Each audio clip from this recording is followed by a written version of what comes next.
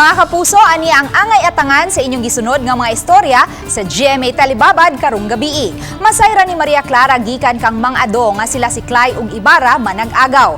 Iyang nasultihan si Tia Isabel nga nalipay siya nga way laing hinigugma si Ibarra. Samtang gipakita ni Ibarra kang Clay ang halapad niyang kayutaan nga kabilin sa iyang mga ginikanan.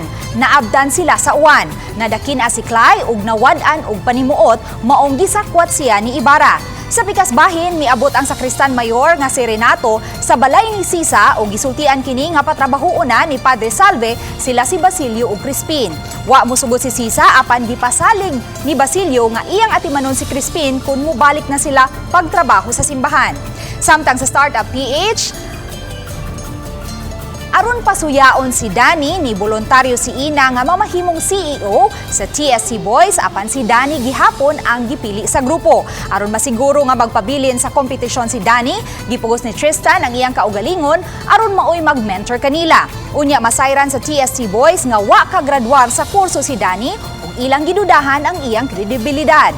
Apan gitinaw ni Tristan kanila nga nakapasar si Danny sa CEO test. Mga kapuso, ayaw si Piata pagsunod ang mga istorya nga makalingaw ug daghang pantulunan ang Maria Clara at Ibarra ug ang Startup PH dinhi lang sa Kapuso Network.